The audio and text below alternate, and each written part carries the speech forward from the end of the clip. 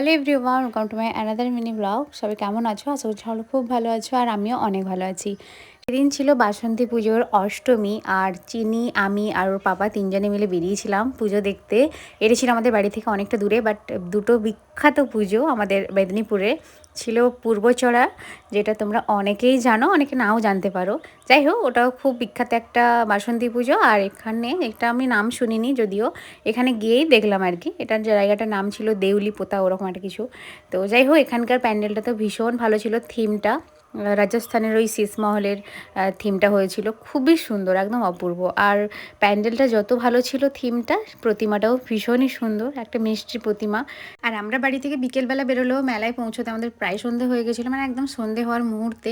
তবে একটা ভালো টাইমে আমরা পৌঁছেছি, কারণ মেলায় একদম ভিড় ছিল না, পুরো ফাঁকা মেলা। চিনিকে নিয়ে কোনো প্রবলেম হয়নি মেলাটায় ঘুরতে, দেখতেই পাচ্ছ। তবে আমরা মেলা থেকে যখন বেরোচ্ছিলাম, মানে একটু সন্ধে হতেই মেলায় বেশ ভালো ভিড় হচ্ছিল, মানে বেরোনোর সাথে সাথেই দেখলাম যে অনেকটা ভিড় হয়ে গেছে। তো যাই হোক, তারপর আমি একটু প্রত্যেকবারের মতো পাপড়ি চাট খেলাম, আর তারা দুজনে গেল সানগ্লাস কিনবে। চিনির একটু চশমা নেবো বায়না করছিল।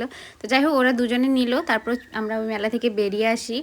তারপর আমাদের আজকে যেখানে যাওয়ার মেন কথা ছিল আর কি, পূর্বচড়া, সেখানেই আমরা এখন যাচ্ছি। এই দুটো মেলা কিন্তু খুব একটা দূরত্বে নয়, মোটামুটি কাছাকাছি বলা যেতে পারে। তো এইটা ছিল পূর্বচড়ার মেন মন্দির, এখানেই পুজো হচ্ছে, মানে প্রতিমা এখানেই রয়েছে। আর মেলাটা হচ্ছিল মন্দির থেকে একটু দূরে। তো এখানে আমরা এসে পৌঁছলাম, আর এখানকার থিমটাও অসম্ভব সুন্দর ছিল। সব থেকে আমার ভালো লেগেছে যে ওই যে থিমটাই আমরা যখন ওপরে উঠি, ওপর থেকে নিচের যে ভিউটা, ভীষণ ভালো লাগছিল দেখতে। আর এখানকার থিমটা ছিল পৃথিবীর সপ্তম আশ্চর্য।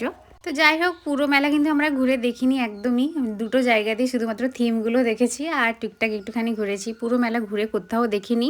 আর এখানে এই যে কুইজের কিছু একটা কম্পিটিশান হচ্ছিল, তো মোটামুটি। আর এখানে একটা আদিয়োগীরও স্ট্যাচু টাইপের করা ছিল, ওটাও খুব সুন্দর হয়েছে। তারপর আমরা মেলা থেকে বেরিয়ে আসছি, আর আমি প্রথম থেকে যেটা চিনিকে লুকোনোর চেষ্টা করছি, এই হাওয়াই মিঠাই, সেটা চিনি মেলা থেকে বেরোনোর সময় আবার দেখতে পেয়ে গেছে। আর এটাও যেখানেই দেখতে পায় সেখানেই নেওয়ার জন্য বায়না করে। তো যাই হোক, কিছু করার নেই, ওকে এনে দিতে হলো। আর আজকের এই মিনি ব্লগটা এই পর্যন্ত। কেমন লাগলো কমেন্ট করে অবশ্যই জানাবে। ভালো লাগলে চ্যানেলটা সাবস্ক্রাইব করে পাশে থেকো। আসছি নতুন নতুন মিনি ব্লগ নিয়ে। সবাই খুব ভালো থেকো, টাটা।